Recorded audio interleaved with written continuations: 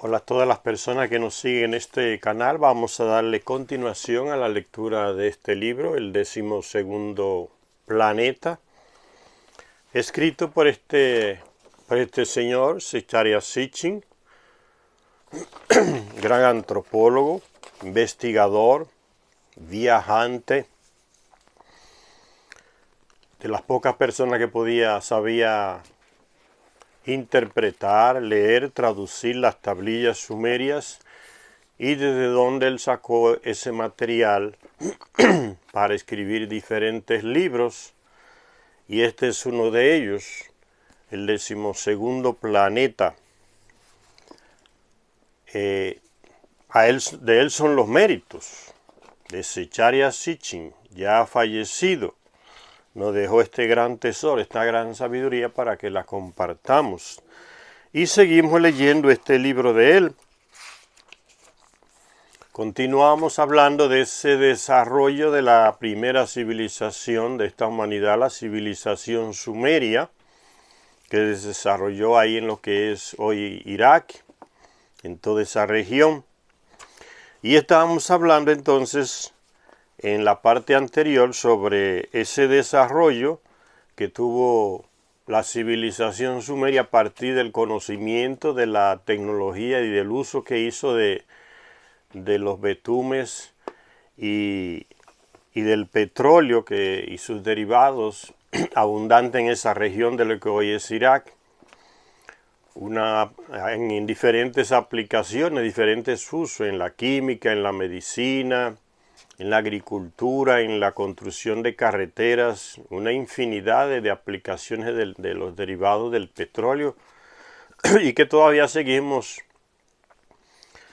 usando esa tecnología y esos conocimientos que los Anunnaki le enseñaron a los sumerios. En el video anterior yo colocaba una imagen, les mostraba una imagen de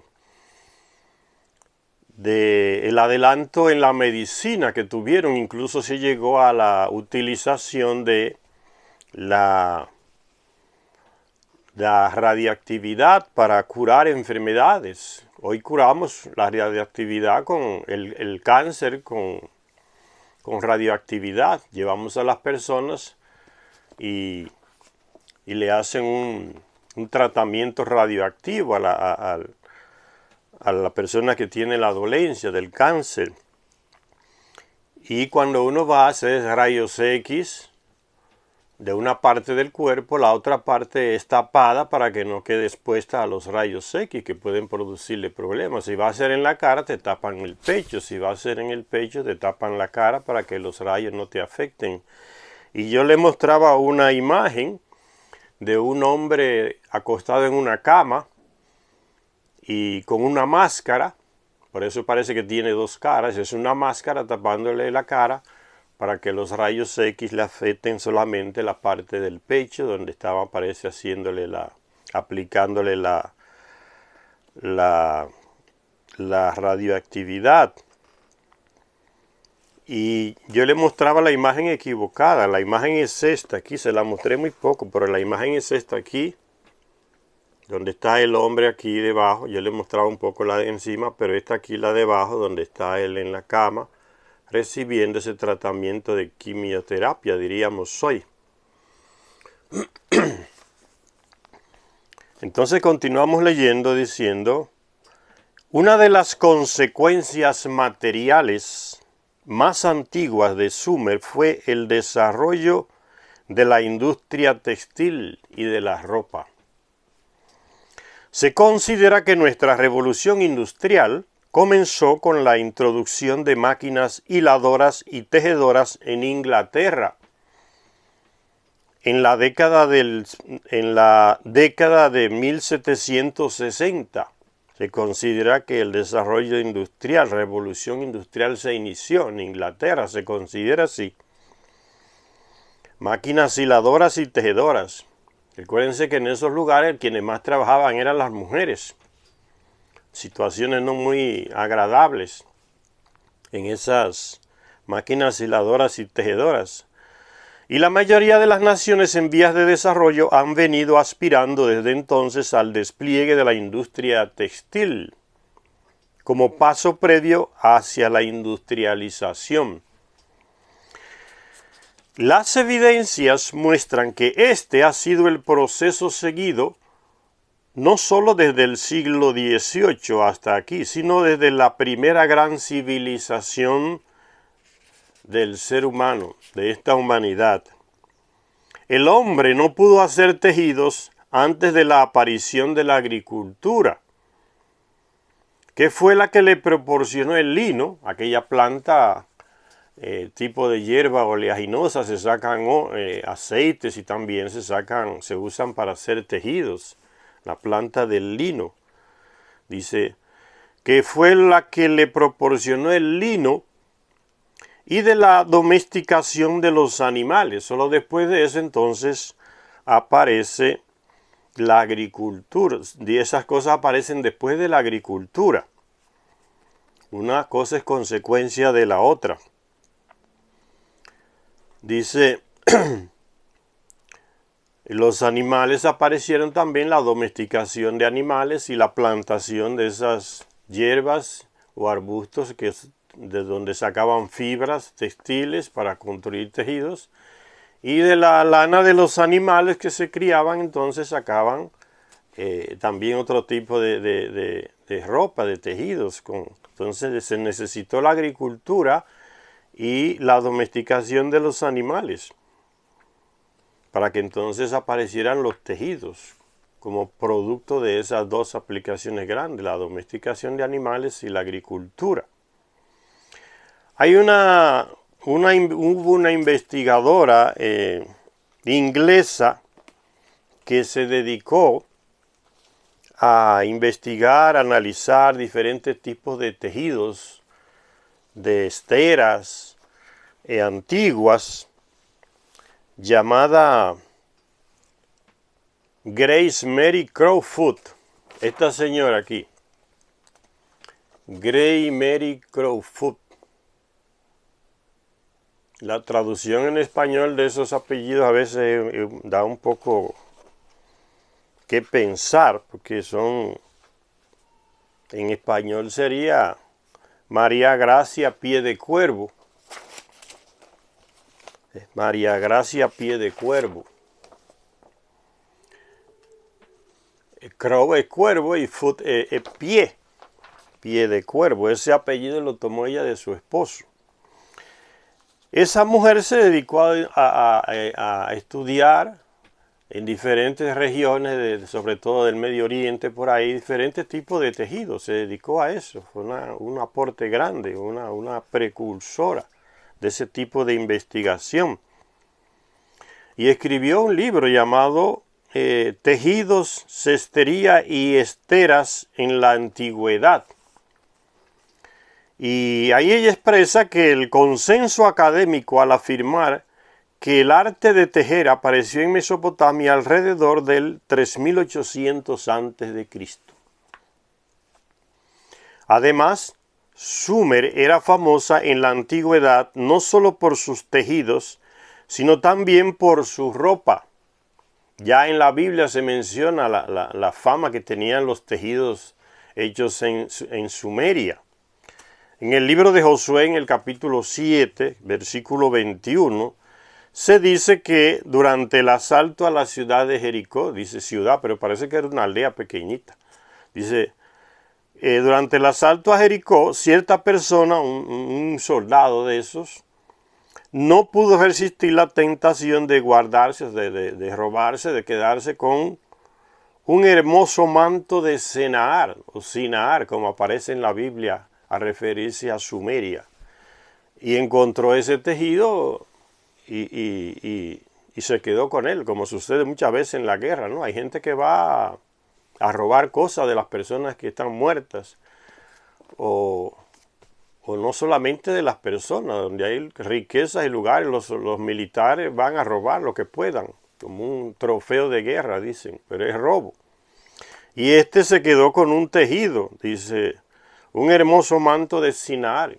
Y fue castigado por eso, porque todo había sido condenado al anatema, o sea, destruyan todo, quemen todo, en nombre del famoso Yahvé, el guerrero aquel.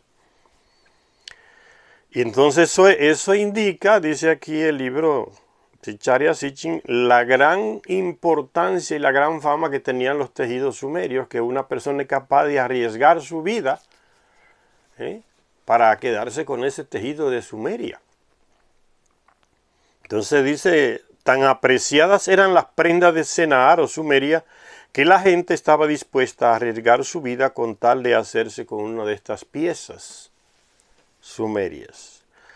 Una rica terminología existía ya en tiempos sumerios para describir tanto a las prendas de vestir como a sus elaboradores.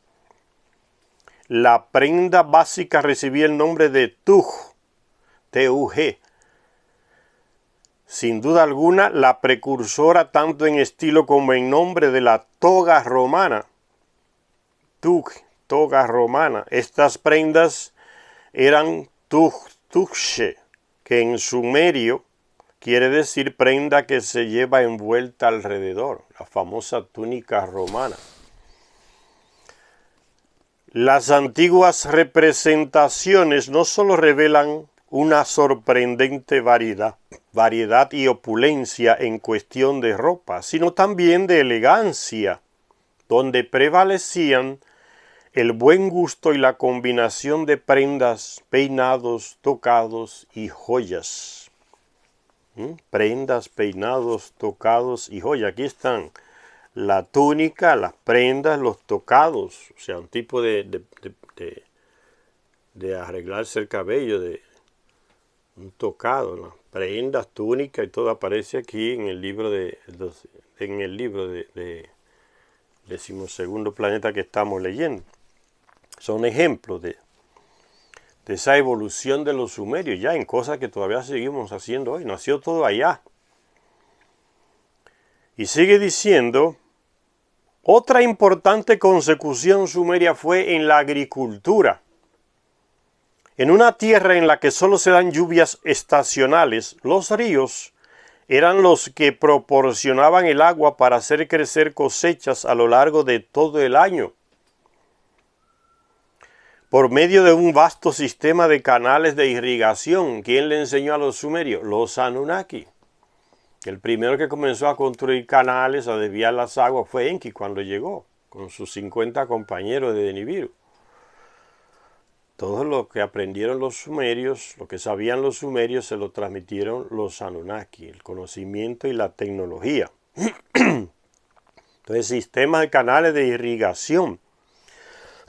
Mesopotamia, la tierra entre dos ríos, como lo que significa, era ciertamente una cesta de alimentos en la antigüedad. Había una gran producción en ese lugar. El albaricoquero, que en español se llama damasco, el árbol de Damasco. En otros lugares le dicen otro nombre a esa fruta. Albaricoque. O llaman árbol de Damasco. Se da más en esas regiones de Siria y Irak y esos lugares por ahí. Lleva el nombre latino de armeníaca, una palabra prestada del acadio, armanu. La cereza, o kerazos en griego, kirsche en alemán, proviene de la acadia karshu. Todo se inició allá, incluso la terminología nos viene de allá en muchísimas cosas. En la química del petróleo, en los derivados del petróleo, en la agricultura, en las telas. Nos viene todo, el origen está en el lenguaje de los sumerios. Todas las evidencias sugieren que estas y otras frutas y verduras llegaron a Europa desde Mesopotamia. Al igual que muchas semillas y especias, nuestra palabra azafrán viene del acadio azupiranu. Croco, una variedad de azafrán, viene de curcano. La cúrcuma, en portugués se dice cúrcuma, al azafrán, la cúrcuma, Viene de allá, de ese lenguaje, bien. Azupirano, curcano, el azafrán. A través de crocos, curcano, a través de crocos en griego. Entonces el origen no es lo griego, como nos enseñan en las escuelas. El origen está en Grecia y en Roma. Aquí nada. Es en Sumeria. ¿Por qué olvidan Sumeria? ¿Por qué cortan la historia y nos quieren colocar el inicio de nuestras culturas en Grecia y en Roma? ¿Por qué? ¿Cuál es el motivo de desviarse y querer cortar la historia que inicia en Sumeria? Hay un plan. No es nada ingenuo. Es un plan de los que dominan los conocimientos y los controlan para que nosotros pensemos de esa manera.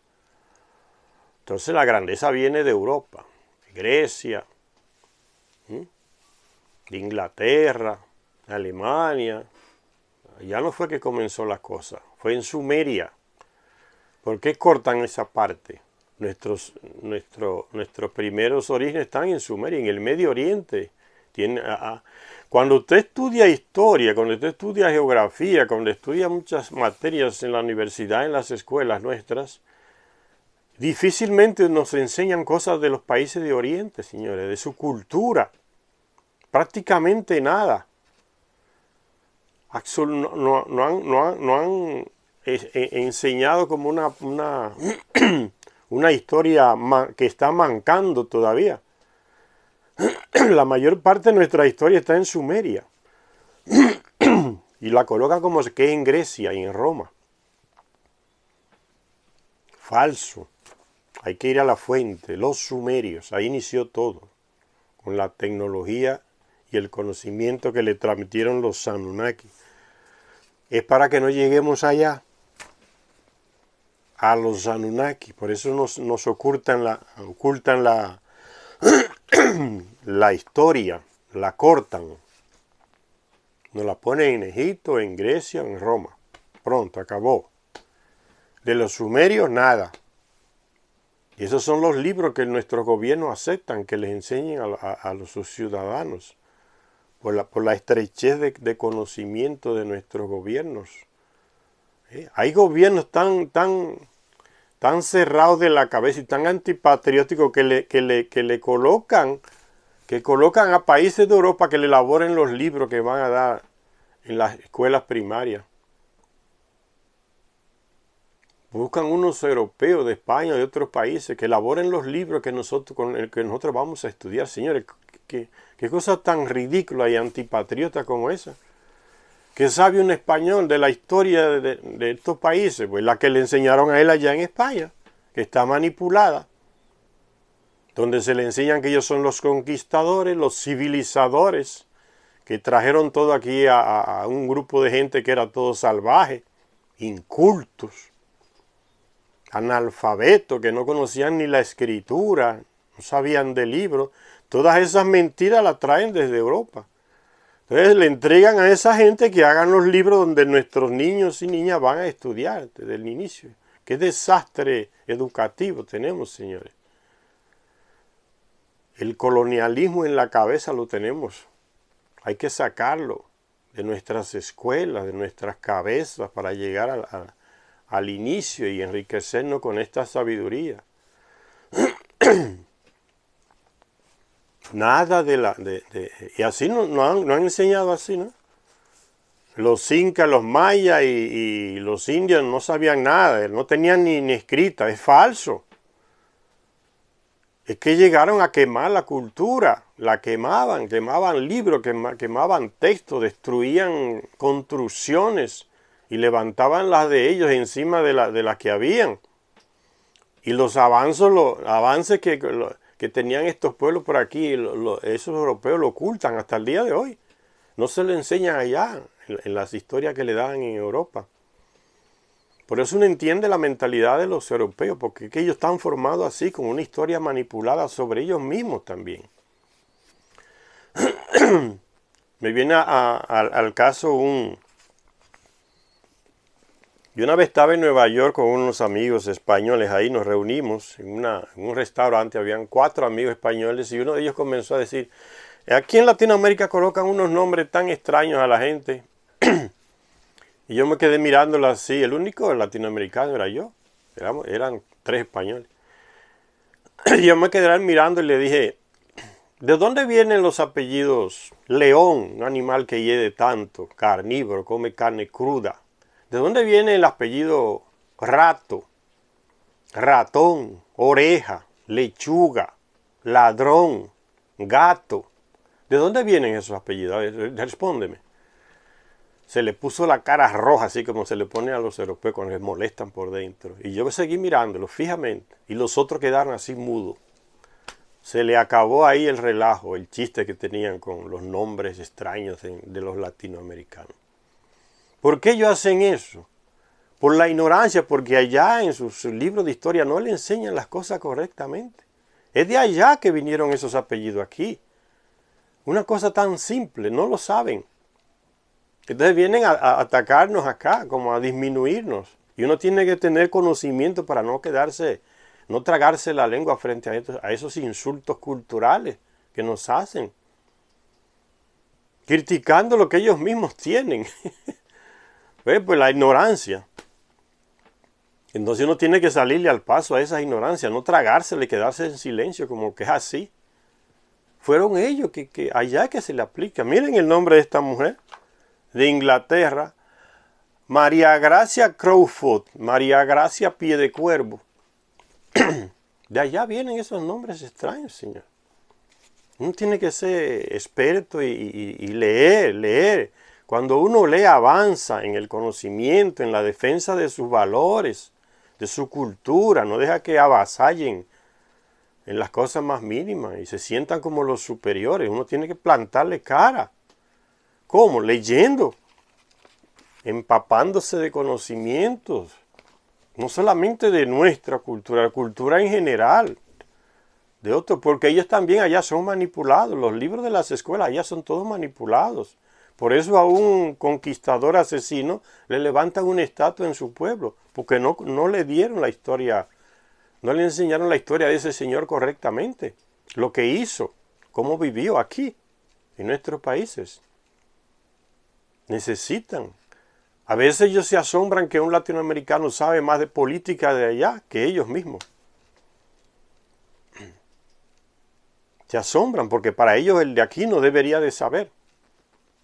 Ven, la cultura racista es porque ellos también allá los manipulan. Entonces ellos aprenden desde pequeños las cosas manipuladas y así las expresan. Entonces, por eso es que uno lee y aprende y conoce su cultura y no repite esos errores. Entonces sigue diciendo el libro,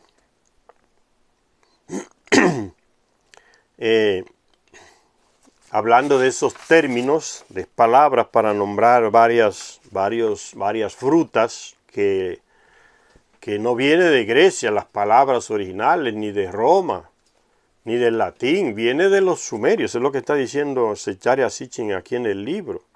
Por ejemplo, el comino viene de camanu, hisopo de supu, mirra de murru. La lista es larga. Y en muchos casos fue Grecia la que proporcionó el puente físico y etimológico a través del cual estos productos de la tierra llegaron a Europa. Simplemente un puente los griegos. Pero el origen es sumerio. Cebollas, lentejas, judías, pepinos, coles y lechuga eran ingredientes habituales en la dieta sumeria. De allá nos vienen esas cosas, señor. No es de Europa.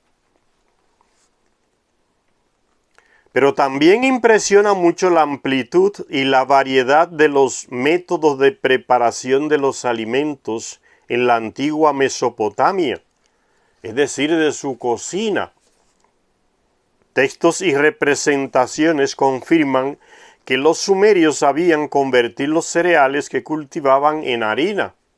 ¿Quién les enseñó? Los Anunnaki. de la harina de la que hacían gran variedad de panes, gachas, pastas, pasteles y bollos con y sin levadura. Ya conocían la levadura.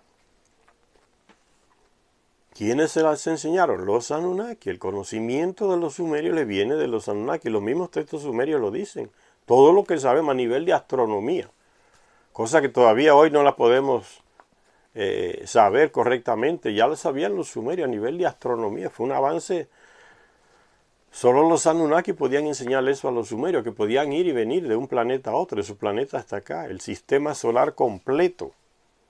El origen del sistema solar, que no nos lo dice ningún científico hasta el día de hoy. Simplemente hablan de un Big Bang y de ahí no salen. Se quedan en ese Big Bang y no salen más. No hay detalles, no hay más nada. La ignorancia. Y está todo escrito en los libros, en los textos sumerios. Solo que no lo quieren aceptar. Como ya leímos en el libro de Enki, pura astronomía de la más profunda. Nos dejaron los sumerios. ¿Quién les enseñó? Los Anunnaki. Podían ir y venir para conocer el sistema solar, como se sigue revelando actualmente. Simplemente se está confirmando lo que está en las tablillas sumerias. Cada vez que se hace un descubrimiento astronómico, simplemente se confirma lo que ya está en las tablillas sumerias. En lugar de avanzar tomando esos conocimientos sumerios, que se los dieron los Anunnaki, prefieren entonces seguir manipulando. ¿No? Los avances en la astronomía vienen ¿de dónde? De la NASA, de Estados Unidos, o de la IEA europea. ¿Estás viendo? De todo para controlarlo y presentarnos estas culturas estadounidenses y europeas como las grandes motivadoras del avance, las grandes creadoras. Mentira, esto ya vino ya lo hacían los sumerios, enseñado por los Anunnakis. Pero es la cuestión de la manipulación para manipularnos. La NASA descubrió, la NASA vio, ¿qué nada? La NASA simplemente está haciendo ya lo que hicieron los sumerios, lo que sabían, y nos lo dejaron escrito. Pero nos esconden. Entonces, si lo leemos, sabemos más que las cosas que está diciendo la NASA. Tenemos más conocimientos que los llamados especialistas estadounidenses de la NASA o europeos. Es solamente leer la literatura antigua que nos tienen escondida. Sin ser expertos en astronomía, sabemos más cosas que las que ellos nos dicen. Que en Marte hay una estatua, que en Marte hay un local, que en Marte se descubrió, la NASA la descubrió y se le atribuye todo. Está en los libros ya. Los Anunnaki tenían una base allá de paso. Entonces hay restos de sus construcciones. En la Luna igual. Entonces lo que descubre la NASA lo presentan como que es de la NASA. Es lo que hace la misma gente en Internet, como les digo. Una cantidad de gente supuestamente expertos en Anunnaki, hablando de Anunnaki como que son ellos mismos que saben, que tienen los dueños de esos conocimientos sobre los Anunnaki. Y nunca dicen, estoy leyendo el libro de Zecharia Sitchin. Nunca lo dicen. O es miedo, o es terror, o es manipulación para ganar dinero atribuyéndose y robándose conocimientos de otros. Digan, fue Zecharia Sitchin que lo hizo. Fue él que lo escribió, fue él que tradujo las tablillas. No lo dicen. Una cantidad, una verborrea sobre los Anunnaki, no sé qué, y no dicen quién fue. Como que son ellos los especialistas en el tema de los Anunnaki. Y así hacen su vídeo y ganan dinero y aparecen como que ellos son los expertos en eso. Y después hasta los llaman para dar charlas sobre los Anunnaki. Ganan dinero con eso. Nunca se le ve leyendo el libro de Zecharia Sitchin. Nunca. No lo colocan. Ni lo mencionan normalmente. Robando conocimiento. Y mucha gente felicitándolo. Oh, qué gran cosa hiciste ahí en ese video. Te felicito, no sé qué, no sabía nada. Te están engañando. Ve a la fuente, hombre. Eso que están ahí haciendo el video no son asiriólogos, no son expertos.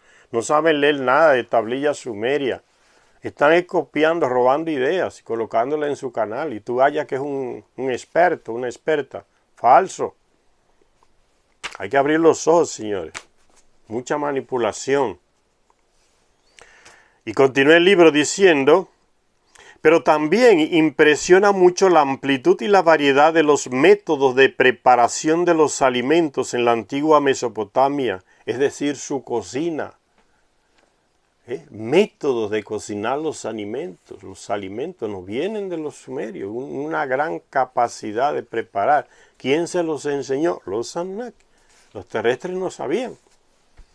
Fueron creados y no sabían ni vestirse, ni enterrar a sus muertos. Los Anunnaki que le enseñaron todo eso. Haz un agujero en la tierra o en la piedra o en una caverna y colócale piedras encima. Y van avanzando, después le enseñan cómo preparar el cuerpo con aceites. Y le embalsaman. Todo eso viene de los Anunnaki, se le enseñan a los terrestres. Textos y representaciones confirman que los sumerios sabían convertir los cereales que cultivaban en harina, de la que hacían gran variedad de panes, gachas, pastas, pasteles y bollos, con o sin levadura.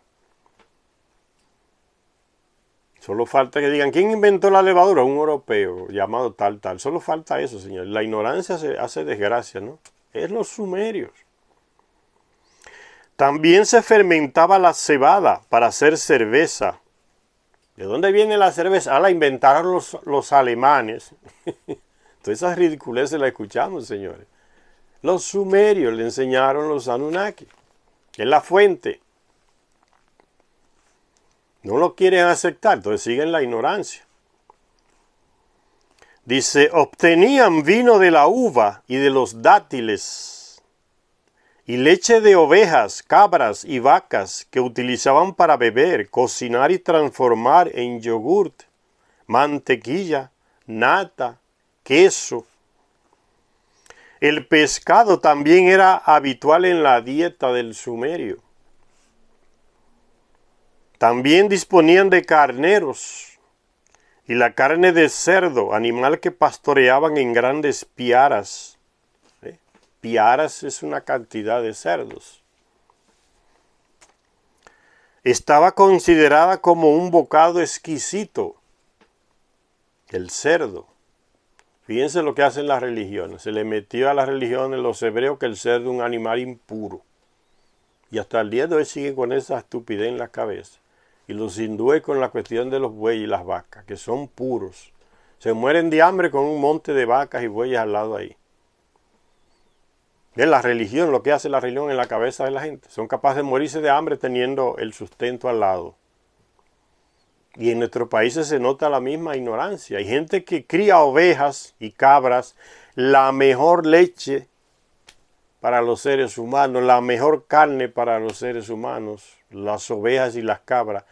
Y no, los campesinos no usan la leche de cabra ni la de oveja, le da vergüenza. En lugar de criar a los hijos con esa leche de cabra y de oveja, de la más rica, la más digerible, en el estómago, la más leve, le compran leche nido, de esa que hacen los suizos, en polvo. Y tienen cantidad de ovejas ahí, y de cabras, y no las ordeñan. Como la dominación cultural los tiene con la mente tapada.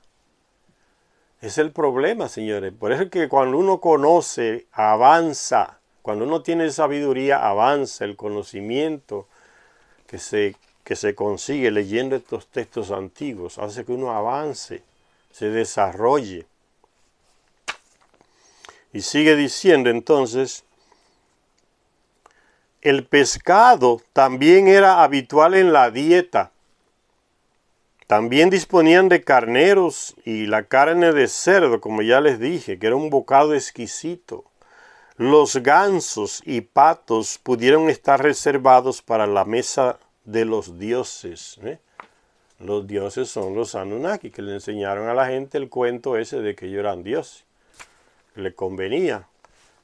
Buscaron una manera de cómo los pocos dominaron a los muchos. Y así sigue hasta el día de hoy, señores. Como unos pocos que se dicen representantes de esos dioses o de Dios controlan a miles, a muchos. Los llevan para donde quieren, como ovejitas. Y se denominan los pastores, los padres, los sacerdotes. y el monte de gente atrás que no quiere leer. Pudiendo leer lo mismo que lee el pastor y el sacerdote, no quieren leer, prefieren escuchar lo que él dice, o lo que ellos dicen. Usted puede leer, usted sabe leer, lea. ¿Por qué usted no lee los mismos libros que ellos leen? Usted los puede comprar y leerlos. Pero esa mentalidad de oveja, de dependencia, es un problema en nuestras culturas, señores. Los antiguos textos no dejan lugar a dudas sobre la alta cocina que desarrolló la antigua Mesopotamia en los templos y en el servicio de los dioses. Recuérdense que templos son las residencias de los Anunnaki, que los terrestres le llaman de templos, son las residencias de los Anunnaki. Por eso en esa residencia hay personas que dirigen, controlan todo. Los Anunnaki le enseñan cómo dirigir, cómo controlar, cómo organizar esa residencia, los servidores, y le transmiten esos conocimientos a esas personas que controlan a esas otras personas que trabajan ahí en la residencia. Los Anunnaki están detrás de todo, pero no se dejan ni ver. Y entonces usan esos intermediarios. El sumo sacerdote era un servidor de la casa del Anunnaki, que se le llamaba templo, era la residencia. Y de ahí sale el rey, sale la nobleza, de gente que recibían cierto conocimiento de los Anunnaki y que no lo tenía el pueblo en general. Entonces actuaban como mediadores. Los Anunnaki los colocaron para que actúen como mediadores, porque ellos no querían aparecer, y así el misterio sobre ellos era más grande, el control sobre la gente más grande. No te dejes ver tanto, escóndete. Y la gente se va haciendo ideas misteriosas y cosas de ti que no te dejas ver. Cuando sale, todo el mundo quiere correr a verte porque no están acostumbrados a verte. Entonces, el misterio que uno crea sobre uno mismo, eso hace que la curiosidad de la gente se levante más y controla más a la gente. El artista tal casi no aparece y le meten eso en la cabeza. Y la gente desesperada por verlo. Eso le da más misterio al personaje. Y le da más control sobre la gente, ¿no? El día tanto el fulano y tal va a aparecer en tal estadio y va cantidad de gente a verlo porque casi nunca lo ven. Solo otros que son intermediarios le hablan sobre él a la masa grande de gente. Ese sistema viene de los Anunnaki. Se ocultan, no se mezclan tanto con el pueblo, se ocultan en sus santuarios, viven su tipo de vida entre ellos y ponen esos intermediarios para que comuniquen las poquísimas cosas que salen de los Anunnaki y se las digan al pueblo. Y eso se usa en la religión. Ese sistema que inventaron los Anunnaki de tener intermediarios pasa para la religión cuando ellos se declaran dioses. La gente ve entonces a esos sumos sacerdotes, al rey, como los mediadores entre los dioses y el pueblo. Fíjense por dónde va la cosa, se transmitió la misma. Y entonces eso es lo que hacen las iglesias para controlar. Yo soy que decido qué te dijo Dios y qué no te dice Dios. Qué te manda Dios y qué no te manda Dios. Él me lo dijo a mí, yo te lo digo a ti. Ese es el show que se mantiene hasta el día de hoy, señores. Por la ignorancia. Ese método lo enseñaron los Anunnaki a los terrestres. De intermediación. Eso es una desgracia. Y si se aplica a la política es peor. ¿Qué es lo que está pasando con la democracia representativa? Esa porquería ya no sirve hace mucho tiempo. Está podrida. Puede ser el ladrón más pobre que se metió a diputado, a político, a los 3 días está rico, millonario. Aunque sea analfabeto. No sabe bien ni escribir. A los 3 días ya electo diputado, multimillonario. Y es el mediador. El representante, dice, somos representantes del pueblo. ¿Qué representante del carimbo es ese, señores? Él con tanto privilegio, carro gratis, gasolina gratis, teléfono gratis, pasaje aéreo gratis, carro gratis con chofer privado, un carro de último modelo para que lo compre gratuitamente, una concesión, un permiso para exportar, importar cualquier carro del modelo que sea. Ese te está representando a ti. Tú en esa miseria que vives. Tú dices que ese es tu representante. Miren cómo viene la cosa desde lejos, la cuestión de la representación de los intermediarios. Entonces, por eso que le gusta tanto la democracia representativa. Nosotros los representamos a ellos, a esa masa de burros que no saben lo que quieren. Nosotros somos los que sabemos lo que ellos quieren. Y eso y roba y roba y roba y roba y no paran. Y vuelven la selección y vuelven a querer seguir robando, no paran. Se le metió la enfermedad del robo en la cabeza y no hay quien se la saque. Si puede morir robando, muere robando en el poder. La democracia representa, por eso se llenan de odio y de rabia cuando le hablan de otro tipo de democracia. Vamos entonces a una democracia que protagónica, que sea el pueblo que decida de una vez por todas. ¿Cuántos jueces vamos a elegir y a quiénes como jueces? El pueblo lo decide. ¿A qué presidente? El pueblo lo decide. ¿Quién está en el Congreso? El pueblo es que decide. Lo puede quitar y poner cuando quiera, con una constituyente, un plebiscito. No quieren eso. Porque la llamada representación democrática es lo que les conviene. Y roban hasta donde... y nadie los controla. Que el juez dice, a mí no me elige el pueblo, yo no le debo nada al pueblo, yo hago lo que me dé la gana. No le tengo que rendir cuentas al pueblo ni a nadie, porque yo soy juez y no el pueblo que me elige. ¿Ven? ¿Por dónde va la cuestión de la representación?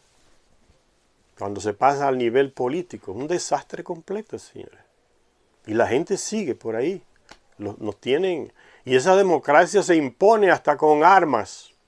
Si hay que matar miles, se matan para imponer la democracia representativa. El 1% manda sobre el 99%. Es lo que está pasando en Estados Unidos. De ahí, ¿no ven cómo quieren exportar su democracia? Y juzgan quién es y quién no es democrático según el modelo de ellos. Es un desastre. La representación, el sistema viene de los Anunnaki. Nosotros nos ocultamos por detrás. El poder detrás del poder somos nosotros. Nombramos al rey, nombramos al sumo sacerdote, que controlen esa masa de gente, pero por detrás estamos nosotros con los... Esos que están representándonos a nosotros son marionetas nuestras. Y eso es lo que está pasando, señor. Hay una clase que es el 1% que está controlando todo. Y cada día es más rica, más poderosa. Y la gran masa tienen sus representantes que son simplemente marionetas de lo que están atrás. Y ahí, miren por dónde viene la historia desde los Anunnaki. Ocultarse detrás para mandar sin que nadie los vea.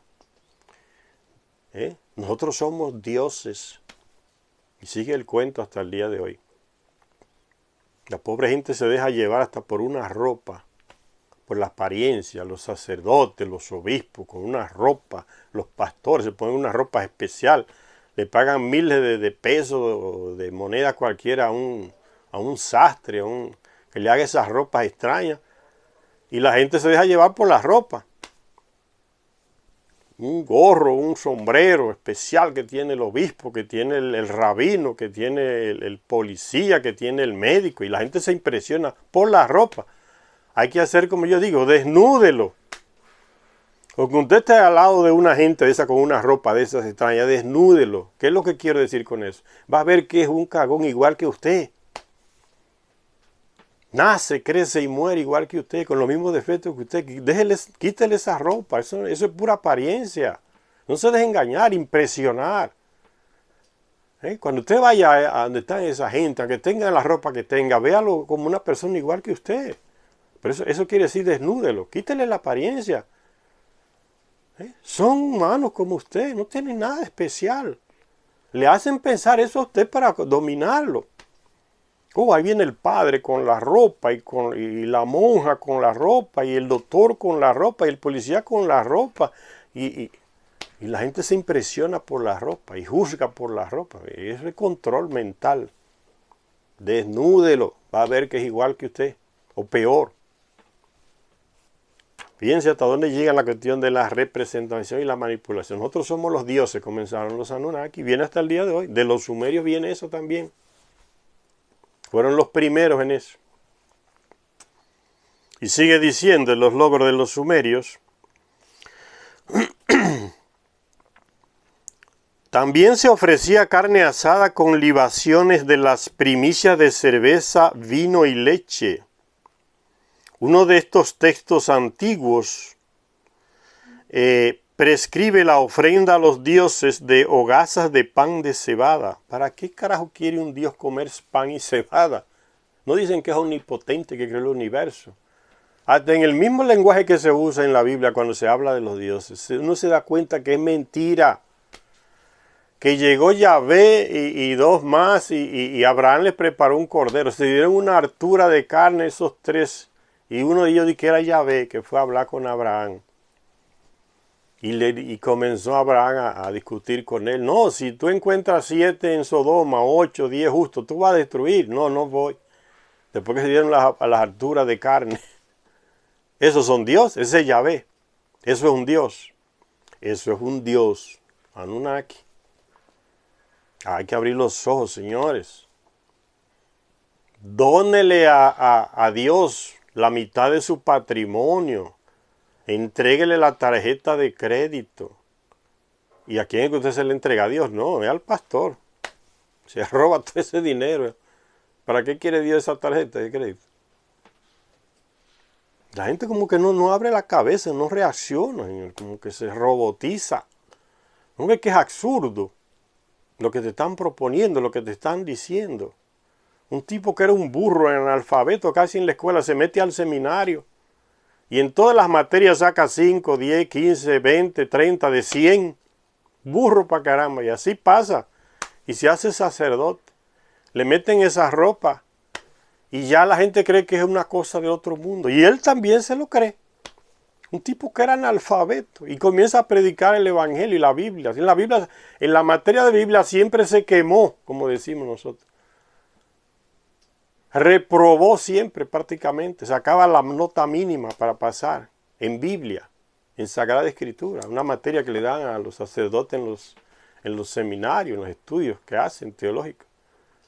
Eran los peores y ahora están predicándole a la gente. Y la gente lo ve como una gente que son expertos y saben de todo.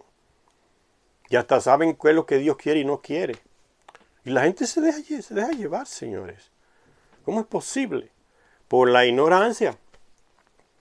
La madre de las desgracias es la ignorancia. Leyendo avanzamos, señores.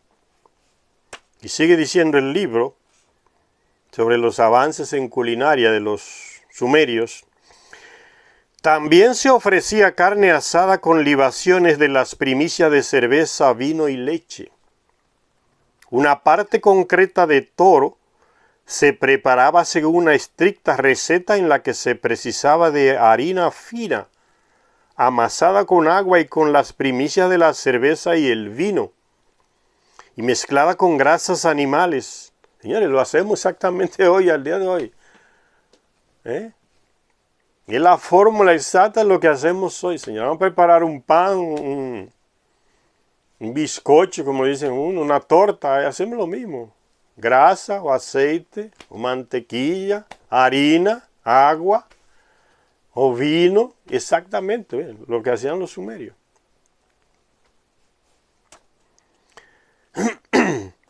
Y sigue diciendo, una parte concreta de toro se preparaba según una estricta receta en la que se precisaba de harina fina, amasada con agua y con las primicias de la cerveza y el vino, y mezclada con grasas animales, ingredientes aromáticos.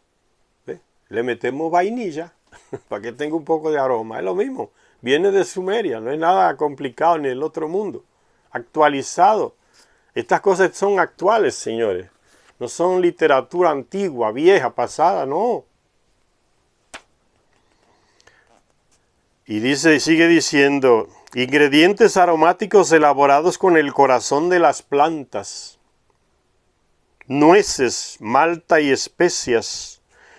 Las instrucciones para el sacrificio diario a los dioses de la ciudad de Uruk precisaban que había que servir 5 bebidas diferentes con las comidas.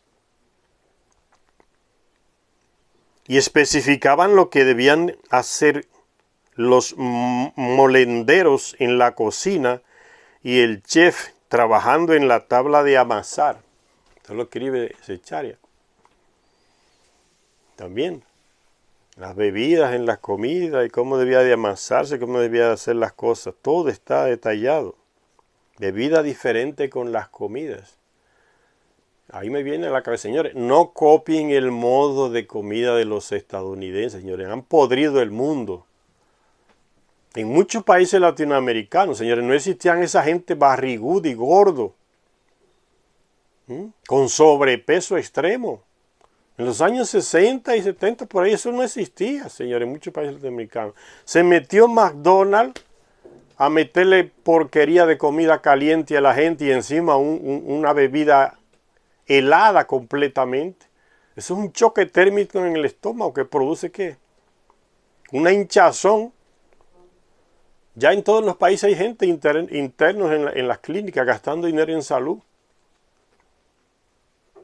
Porque por la gordura, unos tanques de gente que tú ves en Estados Unidos que parecen monstruos caminando, quiebran el sistema de salud. Eso no existía en nuestros países, señores. Se comían cosas nuestras, un pollo, una gallina típica de estos países, un puerco propio de estos países. Le mandó a Estados Unidos un ataque biológico y le metió la fiebre porcina y acabó con todos los puercos. ¿A dónde vamos a comprar puerco ahora? Ah, se lo compramos a los granjeros de Estados Unidos. ¿Te ven el plano? ¿De dónde salió la peste de los puercos? Tantos años, nuestro bisabuelo y abuelo nunca apareció esa bendita peste. Ahora de repente aparece peste y hay que matar todos los puercos y toda la gallina. Guerra biológica, señores. Eso es lo que ha hecho Rusia en Ucrania. Descubrió que tienen cantidad de laboratorios biológicos, creando enfermedades para enviárselas a otros países, destruirle la economía, la agricultura, todo para beneficiar el mercado de Estados Unidos, señores. No es juego. Hay que abrir los ojos. Comiendo mal. ¿Cómo es que tú le metes una comida calientísima a tu estómago y después le metes un agua, qué hielo, un refresco, un refrigerante, una Coca-Cola, una Pepsi-Cola, una porcaría de esa, fría al extremo? Y acabaste de meterte un sándwich caliente. Es para matarte. Llegó McDonald's, llegaron los gordos y el sistema de salud casi quebrado. Enfermedades para aquí, la presión alta, enfermedades para allá, muertes. Y los gordos que no pueden ni caminar. Ese sistema de alimentación no viene de allá, del norte. No le importa la salud de nadie, le importa ganar dinero. La medicina manipulada, comercializada, no le importa curar a nadie. Quieren ganar dinero, que se muera todo el mundo. Si lo sanamos, no ganamos dinero. Hay que darle remedio que los mejoren. Y si lo mejoran, que le dé consecuencias negativas más que la salud que le están dando. Léanse la receta de cualquier remedio sobre la presión alta, lo que sea el corazón. Va a ver que la lista de las consecuencias negativas de ese remedio en su cuerpo son 10 veces más grandes que los beneficios que le dan. Están hechos para que te enfermen más. Y sigas dependiendo de ese remedio para ellos ganar más dinero. No es para curarte. Hay que abrir los ojos, señores. El sistema es para eso. El dinero es importante. El ser humano eso no cuenta. Por eso yo me alegré cuando dicen McDonald's se fue de Rusia. Bueno, se salvaron los rusos. La Coca-Cola se fue de Bolivia. Se salvaron los bolivianos. Van a tener que estar bebiendo esa porcaría. Métanle Coca-Cola a un motor. Van a ver que enciende el motor. Y se van en la moto con Coca-Cola o Pepsi-Cola. Un combustible. Imagínate que no hará eso en tu estómago. Y la gente, miren lo que está pasando en México también. Hay gente que ya bebe más Coca-Cola que agua. Más refrigerante que agua. Más refresco que agua. Son unos monstruos así de gordos. Copiando de Estados Unidos. Porque eso crea vicio en el cuerpo. Llega un momento que tú necesitas, sientes la ansiedad de beberte una porcaría de esa. Y el agua la tienes ahí al lado y no la usas.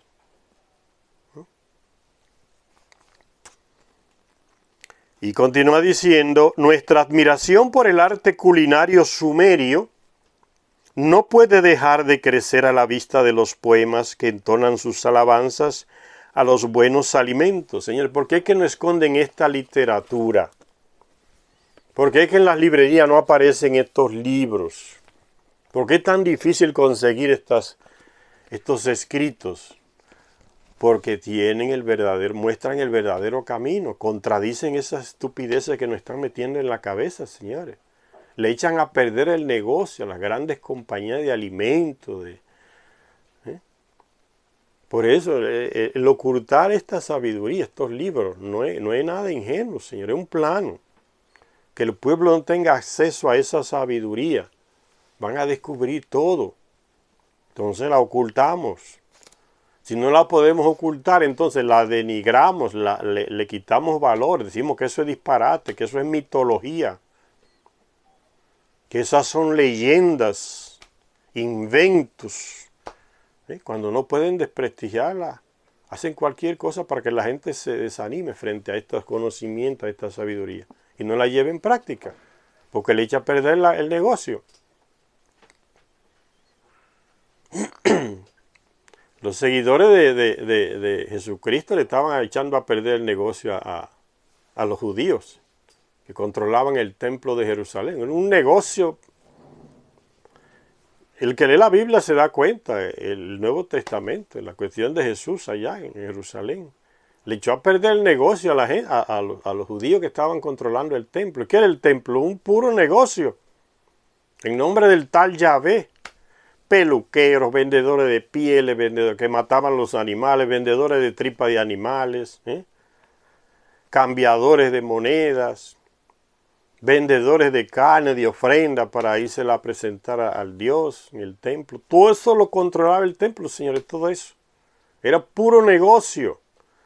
Es lo mismo que hacen los centros de las vírgenes tal, de la fulana de tal, el santuario. Puro negocio. La cantidad de dinero que reciben los obispos y las parroquias en esos lugares. Ese es el negocio. El que llega criticando ese negocio, son capaces de matarlo. Eso fue lo que hicieron con Jesús en Jerusalén. Le echó a perder el negocio del templo. Si este hombre sigue hablando por ahí, ya nadie va atrás de nosotros. El negocio, la cantidad de becerros, de bueyes que se vendían en el templo, ¿no? Después el encargado de matar ese buey, el encargado de preparar la piel, el encargado de preparar la carne, el encargado de lavar las tripas, el encargado de cortarle el cabello al fulano que hizo una promesa a Dios. Todo eso es puro dinero, es puro negocio. Leer las cosas desde esa perspectiva clarifica mejor la mente de las personas. No se debe engañar tan fácil. En lugar de perderse en divinidades y cosas espirituales y del alma, aterrice. Es puro negocio, señores. Puro negocio. No porque me hicieron un milagro, mi hijo se le curó. Los milagros suceden en todas las religiones. No son patrimonio de ninguna religión. Las curaciones que usted llama de milagro no son. Usted le pone una leche a San Ignacio, a San fulano, y la leche desaparece. Ocurrió un milagro y ahí va la gente a llevar dinero a ese santo. Póngale esa misma leche a un dios con cara de elefante en la India. Sucede exactamente lo mismo, desaparece. Y como usted ya dice, se la bebió el dios elefante, entonces hay que darle regalo, ¿no? La misma cosa, señores. La gente no lee y entonces se le tapa la cabeza y cree que lo mínimo es lo máximo. Lo natural cree que es lo extraordinario, no entiende. La ignorancia es donde viene la desgracia, señores. Hay que leer, leyendo. Así no se avanza en la ignorancia. Se avanza leyendo, teniendo conocimiento profundo de las cosas que uno vive, que hace, ¿no? La mujer que viene de su tatarabuela le enseñó que si mezcla la leche con la piña o con el ananás, es venenoso, no haga eso. Es una fruta. Cuando el muchacho hace el jugo con piño, ananás y leche, y la vieja ve que no pasa nada y dice, güey, tú no te envenenaste, no. Pero yo aprendí que eso hacía daño. ¿Ve? Las tradiciones también esclavizan a la gente, la ignorancia. Yo me recuerdo una vez que en mi pueblo un hombre, en los años 70 por ahí, no conocía un conejo y llegó un árabe con unos conejos por ahí, crió, hizo una granja de conejos. Nadie comía ese animal allá. Le decían, eso es un ratón. Y el hombre vendía la carne, que es la más cara que hay, la carne de conejo. La vendía la llevaba a la capital y la vendía. Y un campesino llegó un día y encontró uno de esos animales por el camino que venía y le medió machete hasta que lo volvió picadillo. Y dijo que era un espíritu malo, un demonio, un conejo, no lo conocía. La ignorancia es lo que trae la desgracia, señores. Leyendo uno avanza, con el conocimiento da poder, por eso es que no quieren que uno lea estas cosas, se le explique a la gente. Quieren que uno la lea como mitología. Eso es mito y que mete esas palabras, mitología, creencias religiosas antiguas, para desprestigiar la sabiduría, para que el pueblo no las quiera, porque le da poder. Y entonces la ignorancia nos manipulan demasiado y nos guían. Sigue diciendo el libro, nuestra admiración por el arte culinario sumerio no puede dejar de crecer a la vista de los poemas que entonan sus alabanzas a los buenos alimentos. Y la verdad es que, ¿qué puede uno decir cuando lee una milenaria receta de cacao vin? Aquí está la receta, Secharia Sitchin le escribe, el vino de la bebida, en el agua perfumada, en el óleo de la unción, el ave que he cocinado y he comido. Una receta antigua de la época de los sumerios. Un ave cocinada en aceite, en bebida, en vino. Eso se sigue haciendo hoy. El vino, una carne cocinada en vino, es sabrosísima. En cerveza es sabrosísima. Con frutas es sabrosísima. Que no hayan que mejor que la Coca-Cola con sándwich de McDonald's. Una economía próspera, una sociedad con tan extensas empresas materiales, no se podría haber desarrollado sin un eficaz sistema de transporte. Ve, otro logro de los sumerios, el transporte. Los sumerios utilizaban sus dos grandes ríos, el Tigris y el Éufrates, y la red artificial de canales para el transporte por agua de personas, bienes y ganado. Lo seguimos usando hoy. Nos los enseñaron los sumerios, nos viene de los sumerios. Ellos se los enseñaron los Anunnaki, el transporte por los ríos. Hay muchos lugares en nuestro país que el único transporte es a través de ríos. Y para hacer eso hay que saber construir los barcos y los motores de los barcos. Una cosa trae, una tecnología trae otra tecnología. Hasta el día de hoy se sigue haciendo. Transporte por agua de personas, bienes y ganado. Algunas de las representaciones más antiguas que se tienen muestran lo que sin duda alguna fueron las primeras embarcaciones del mundo. Lo hicieron los Anunnaki en Sumeria, se lo enseñaron a los sumerios, las primeras embarcaciones para usar los ríos. Esos dos grandes ríos, el Tigris y el Éufrates, y los canales que hicieron. Sabemos por muchos textos primitivos que los sumerios también se metieron en aventuras marineras, la navegación. Los barcos, los ríos, después los mares, la navegación, nos viene de los sumerios. Nos enseñaron que fueron los fenicios, los sumerios, ahí inició todo.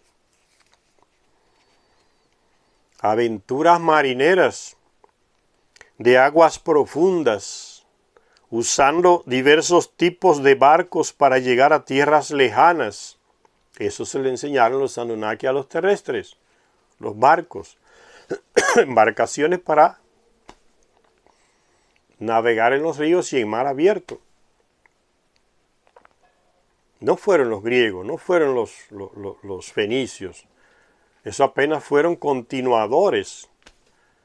Pero nos los enseñan como que fueron el inicio en la historia que nos muestran, nos enseñan en las universidades, en las escuelas, el inicio. No son el inicio, son continuadores. ¿De quién? De los sumerios, enseñados por los Anunnaki. Ahí está el origen, señores. Aventuras marineras de aguas profundas, usando diversos tipos de barcos para llegar a tierras lejanas, a otros continentes. En busca de metales, maderas y piedras preciosas y otros materiales que no podían conseguir en la propia Sumer. Señores, hay señales, muestras, pruebas de que los sumerios, enseñados por los Anunnaki, navegaban ya por todos los continentes. Atravesaban, los Anunnaki le enseñaron a construir barcos para atravesar grandes mares, son los océanos, dicen los textos antiguos. Geninurta le enseñó aquí a los indígenas de Latinoamérica a cruzar un gran mar, el océano, de América para el Pacífico, del Pacífico para América, de América para Oriente Medio. Eso se les enseñaron a los Anunnaki. Existen pruebas de esos viajes. En Brasil, en el nordeste de Brasil, hay un estado que se llama Paraíba. Aquí se lo voy a mostrar, mira. La capital es Juan Persona, aquí en Paraíba, en el nordeste de Brasil. Un estado, el estado de Paraíba. Ahí se encontró, señores, un monumento de piedra, una piedra, como esas estelas pequeñas que hacían los reyes, una estela para marcar un lugar. O como se usa hoy, por ejemplo, en la frontera de algunos países, se coloca se hace un cono de cemento y se coloca ahí, y a el que llega sabe que hay tantos kilómetros en la frontera entre tal país y tal país. Ese tipo de señal no viene de los sumerios, y en ese estado de Brasil, en el nordeste, en Paraíba, aquí en la punta, ¿ve? Paraíba, capital Juan Persona, dice en español, se encontró uno de esos monumentos pequeños. Y las letras están en hebreo. Aquí en Brasil, en hebreo. Se la llevaron a analizar a Alemania y ya desapareció. No lo que le estoy diciendo, el robo de la arqueología para que la gente no se entere de las cosas. Desapareció la piedra, pero alguien copió el escrito de esa piedra antes que se la desapareciera. ¿Y qué decía el mensaje? Fíjense. El mensaje, aquí está, miren, aquí está la imagen. Esto lo encontraron en el estado de Paraíba, en Brasil. Una imagen de una sacerdotisa sacerdotisa sumeria. Aquí está la piedra esta, con las escritas en hebreo antiguo. ¿Y qué dice? Dice, somos hijos de Canaán. Viene Canaán, ahí en Palestina. Los cananeos, Canaán, Palestina, el Líbano, esa región ahí. Somos hijos de Canaán, de la ciudad de Sidón, en Líbano.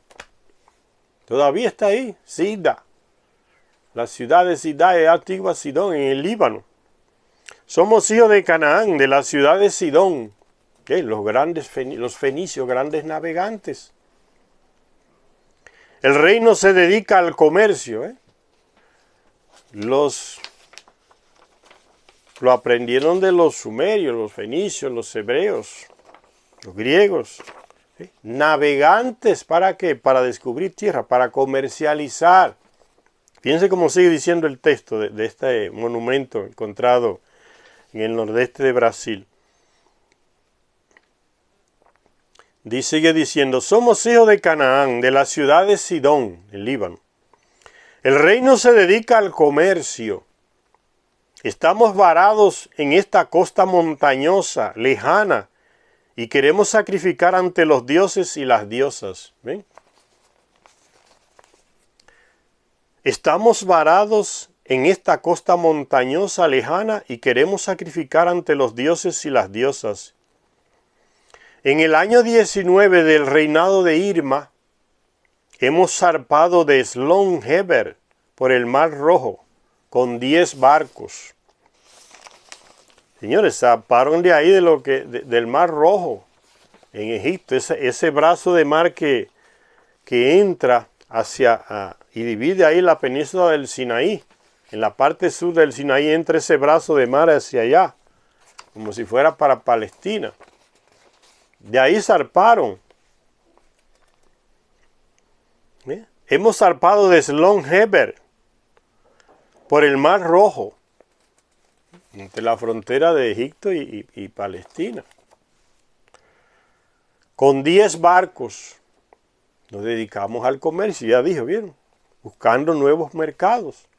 Con 10 barcos hemos navegado ya 2 años y hemos circunnavegado esta tierra, América del Sur. Hemos circunnavegado esta tierra, tanto caliente como lejana, de las manos de Baal, y fría, porque llegaron, fíjense, ¿cuál fue la ruta que tomaron? Salieron aquí está la línea blanca, miren, sigan la línea blanca aquí, salieron aquí, del Mar Rojo aquí está el Líbano por aquí, este brazo de mar aquí, de aquí salparon y se fueron hacia el este y dieron la vuelta en el globo y aparecieron por aquí en América del Sur, mira, en Brasil aquí. Esa línea blanca. Circunnavegaron el continente. Eso es lo que él está diciendo. Hemos circunnavegado esta tierra. ¿Ves? Salparon de aquí, van. Quizá en un globo se ve más fácil, en un globo. En un globo aquí pequeño, ¿ves? Zarpan de aquí y se dirigen y van por aquí, van por aquí y dan la vuelta y llegan y van dando la vuelta por aquí, llegan y circunnavegan el continente de Sudamérica y salen por el norte de Brasil. Conocían esa ruta ya, señores. Y sigue diciendo, dice, hemos llegado aquí 12 hombres. Y eran 10 barcos. Entonces imagínense cantidad de hombres en esos barcos y mujeres. Hemos navegado ya 2 años. Y hemos llegado aquí 12 hombres y 3 mujeres. Porque en otra costa 10 de esas mujeres han muerto. Porque habían pecado. Había que saber qué es lo que quiere decir con que esas mujeres habían pecado. Dice que murieron. Que los dioses y las diosas nos sean favorables. Eso dice esa piedra allá en ese estado de Paraíba, del nordeste de Brasil. Se robaron la piedra como hacen siempre. Encuentran un monumento en nuestro país y llegan gente de fuera, o si no se lo pueden robar, lo destruyen. Y ya se han encontrado ciudades con textos sumerios, escritura cuneiforme, señores, en la Amazonía de Bolivia, en la Amazonía de Brasil. Ya habían poblaciones por ahí, señores. Estos navegantes andaban en el mundo, entre los Anunnaki les enseñaron las rutas marítimas. Primero les enseñaron a construir los barcos y salieron al alta mar. En el libro de Enki que leíamos antes, leíamos una parte donde Ninurta le enseñó a los descendientes de Caín aquí en Latinoamérica, le enseñó a construir grandes barcos y balsas y les enseñó a cruzar un gran mar, el océano. Les enseñó. Estamos llenos de ciudades antiguas de los sumerios, textos en lengua de los sumerios encontrados en Ecuador, en la Amazonia. Ustedes no oyeron hablar de los textos de las tablas de un padre italiano en Ecuador. que tenía un museo, que los indios le habían dado una cantidad de tablas de metal escritas en esa lengua cuneiforme, con rostro de los dioses sumerios, igual como aparecen en las tablillas. Y llegaron por aquí los mismos Anunnaki, que poblaron con los descendientes de Caín y Ninurta, que se estableció ahí en el sur. Y Ningisida, la serpiente emplumada, Kukulcán, que se estableció ahí en Centroamérica, en Mesoamérica.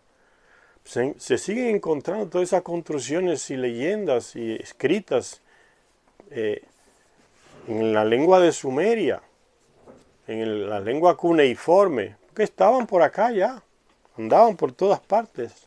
Los marineros, la experiencia de los marinos, la ruta que hicieron. Llegaron, la línea blanca, salieron de acá, dieron la vuelta por el círculo y llegaron aquí, al norte de Brasil.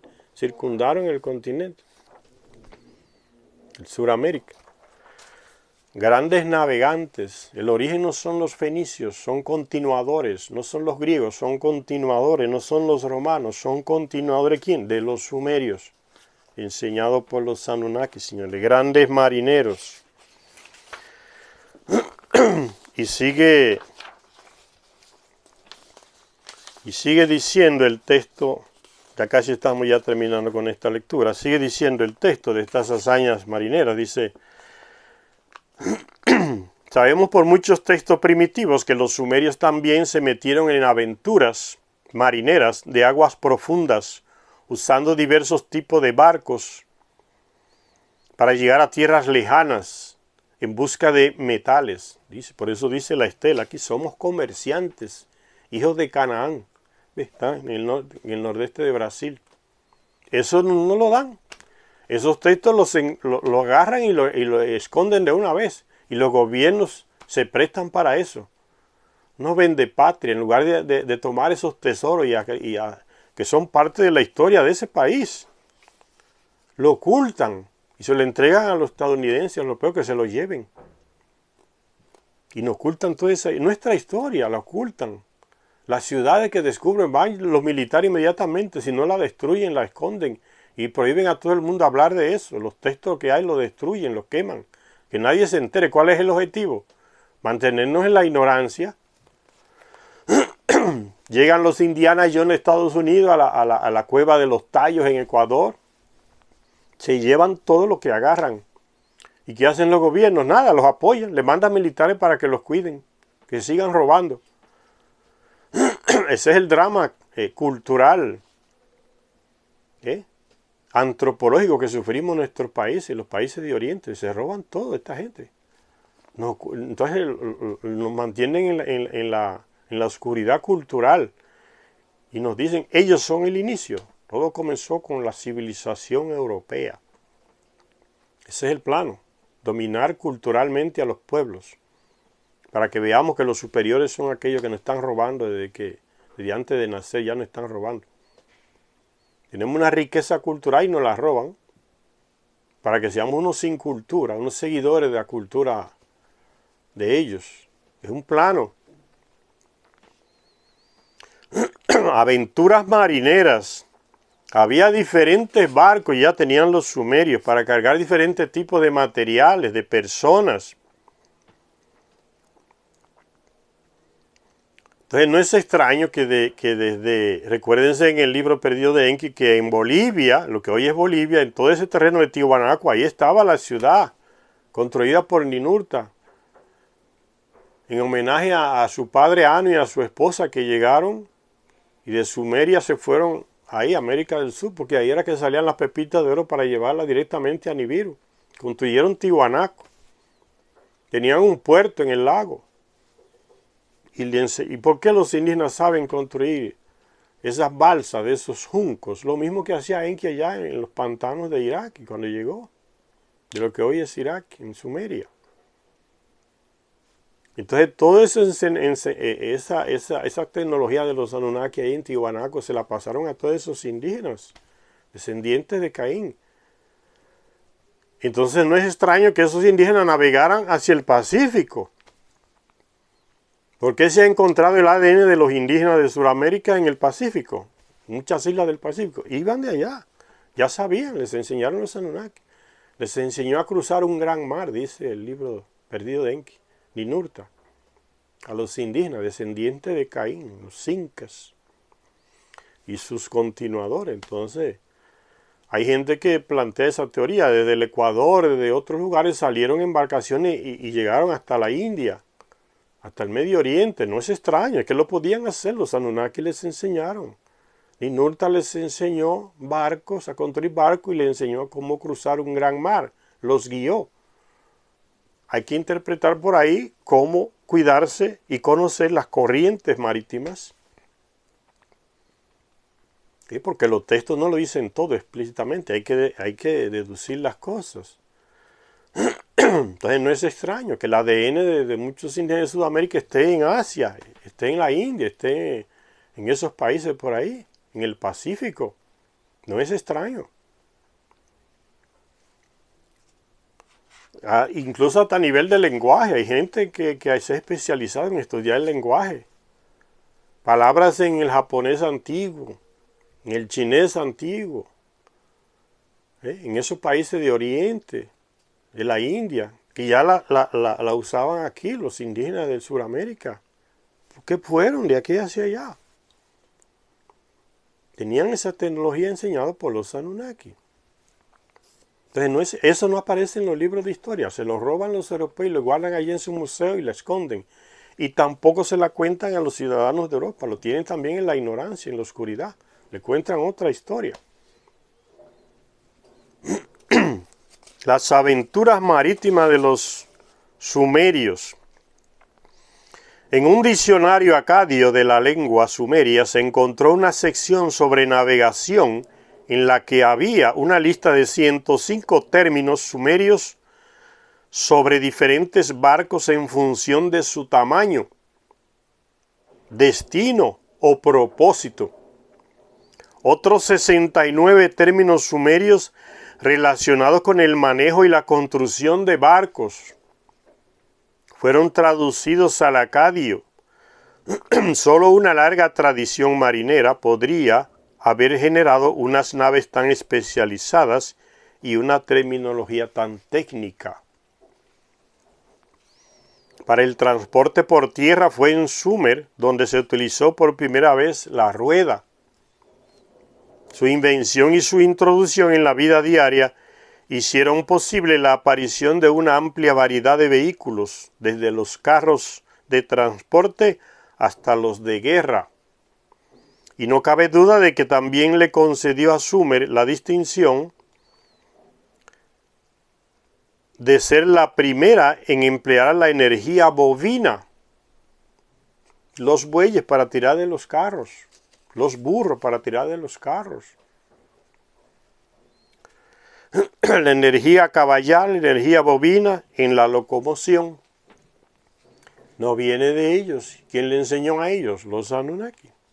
Millones y millones de años avanzados en tecnología. Lo que nos enseñaron es poca cosa para ellos. En relación a ellos estamos en la antigüedad a nivel tecnológico todavía. En 1956 el profesor Samuel N. Kramer, un estadounidense, aquí está el hombre, Samuel N. Kramer, aquí está más joven, aquí está ya más mayor de edad. Este hombre era un investigador de todo lo que tenía relacionado con Sumeria. Escribió varios libros, visitó varios lugares, pero este señor, como sucede con muchos investigadores, hay que tener cuidado también, era quien le costeaba los viajes, los escritos, todos los gastos a estos escritores, como Noah Kramer. Institutos financiados por millonarios en Estados Unidos, en Europa. Fundaciones financiadas por personas ricas.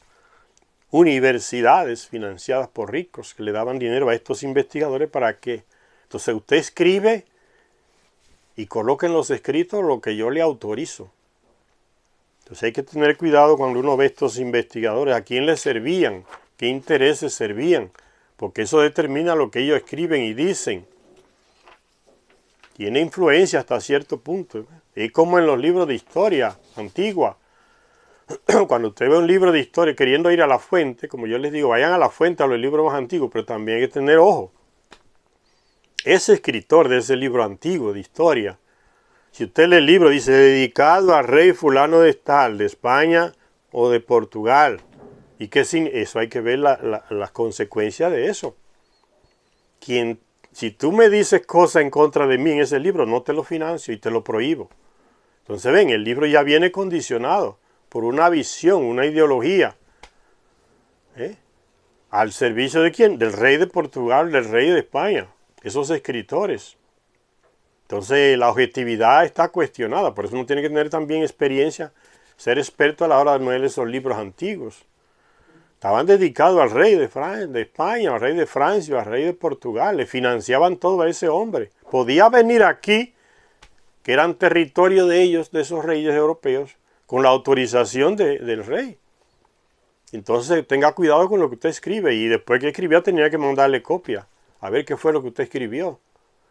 Si me conviene o no me conviene. Si abre en contra del rey o no, en contra de la iglesia o lo que sea. Entonces uno tiene que tener una visión bastante afinada para uno descubrir las manipulaciones que pueden haber ya en esos textos antiguos. No echarse de cabeza ahí porque es antiguo y ya es el verdadero. Existió la manipulación desde el tiempo de los sumerios, manipulación de textos a favor de una persona concreta. Entonces eso hay que tenerlo en cuenta también. Estos investigadores europeos normalmente eran pagos por instituciones privadas que les financiaban. Entonces no podían publicar todo o decir todo como era. Le cortaban los fondos y ahí se acabó la investigación.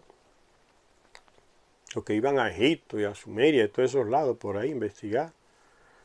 Pocos son independientes.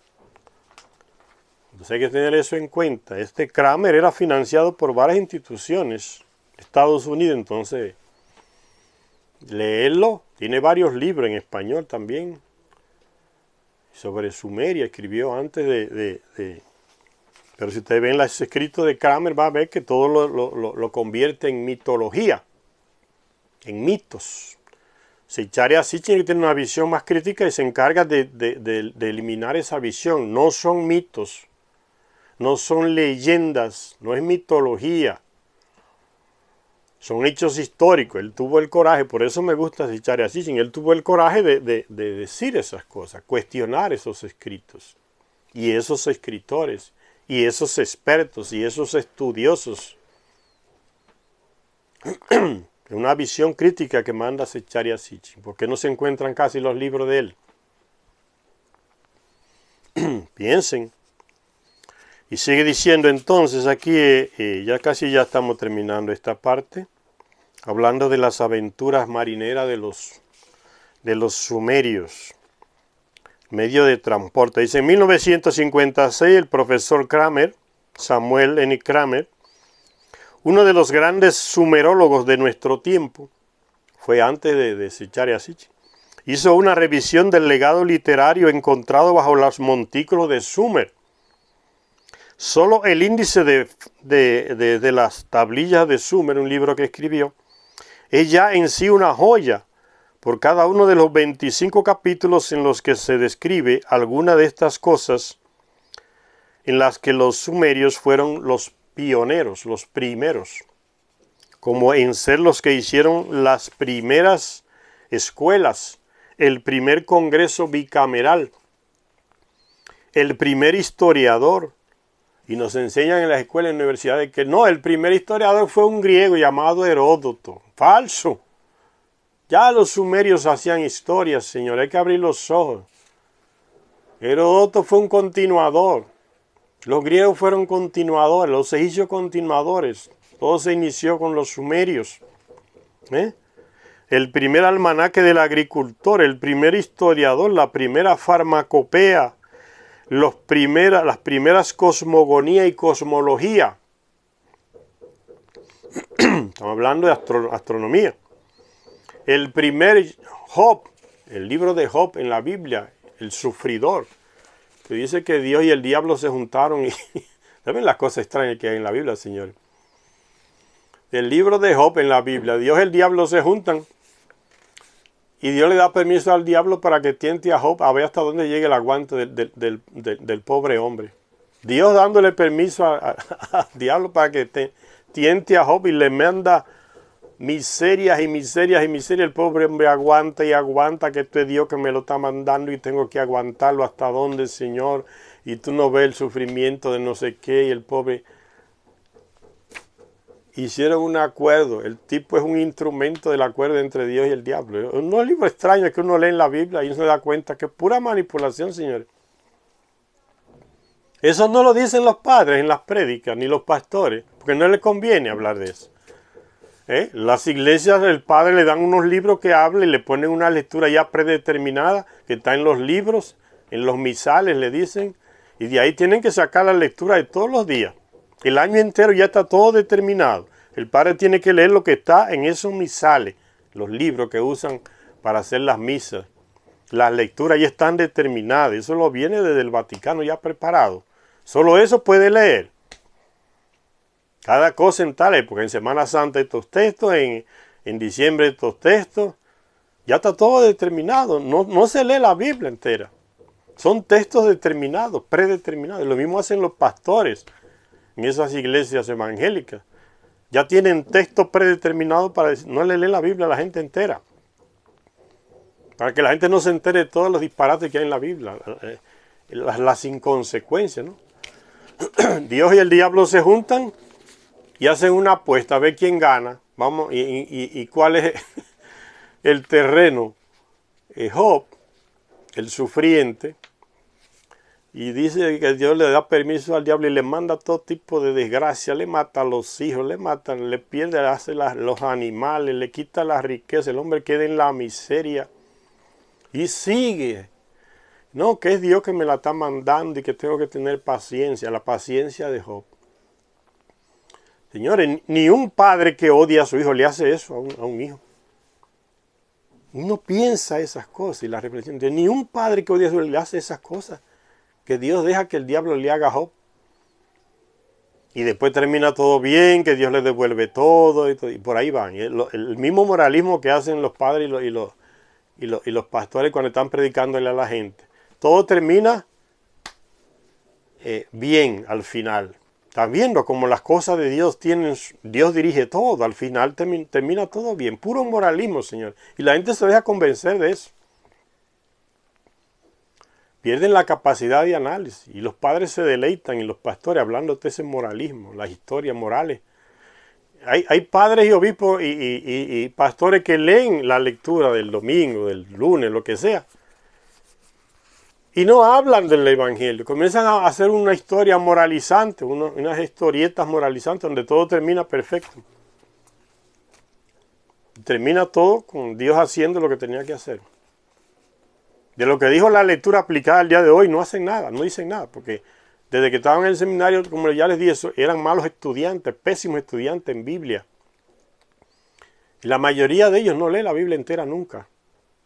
Solo agarran la lectura que le dan y los estudios que le dan cuando están en el seminario, estudiando la teología, la filosofía. Igual los pastores. Y la gente se cree que esta gente son expertos en Biblia y en cosas. No son. Usted puede coger la Biblia y leerla 10, 15, 10 veces la que usted compre una y léala y analícela. Va a saber hablar más que ellos. Pero la gente se tapa, ¿no? Y se deja llevar. Se le mete una haraganería para leer porque las televisiones y la radio nunca promueven la lectura. Para que la gente no se entere. Prefieren creer en lugar de leer. Es una desgracia. Dice entonces que ya existía en Sumeria el primero casi en todo, el primer congreso bicameral, el primer congreso bicameral, el primer historiador, la primera farmacopea, el primer almanaque del agricultor. Recuérdense el almanaque Bristol, que existía en muchos países de América, venía de Estados Unidos, el Bristol, aquel. Y los agricultores se guiaban por ese almanaque para plantar, el almanaque Bristol. el primer almanaque del agricultor, las primeras cosmogonías, cosmologías, el primer Job, el sufriente de la Biblia, los primeros proverbios y refranes. ¿Ve? La Biblia es copia de los sumerios. Los primeros debates literarios, el primer Noé, Ziusudra en la Biblia, que era hijo de Enki. El primer catálogo de biblioteca, la primera época heroica del hombre, su primer código legal y sus primeras reformas sociales, su primera medicina, su primera agricultura, su primera búsqueda de la paz y la armonía mundial. Eso no viene de los sumerios, primero en todo, porque allá comenzó la civilización. Se la enseñaron los Anunnaki a hacer leyes, normas. Nos enseñaron a veces en la universidad y en la escuela. No, el primer código es el código de Hammurabi. Falso. Los sumerios fueron que crearon códigos legales primero que Hammurabi. Que era uno de esos asirios por ahí, Hammurabi. Pero no fue el primero. Y mucha gente que estudia leyes está convencido de que Hammurabi fue el primero. Por ahí anda el libro en español, el código de Hammurabi. No fue el primero. Hay otros textos más antiguos que Hammurabi, que son leyes. Y dice, y esto no es una exageración, todos estos primeros, como señala aquí el texto. Las primeras, dice, y esto no es una exageración. Vamos a parar aquí en esta frase. Esto no es una exageración, que sean los primeros en todas estas cosas. Vamos a parar aquí, señores, con la séptima continuación de este libro, el 12º planeta de Zecharia Sitchin, no mío.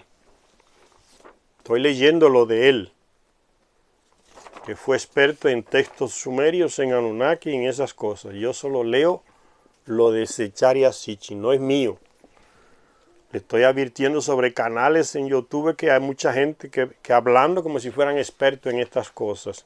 Ni mencionan a este hombre, ni lo mencionan, robando conocimientos, ideas de los otros. No son creadores, son copiadores de mala manera. Tengan cuidado. Gracias a todos los que nos ven en este canal. Hasta la próxima lectura.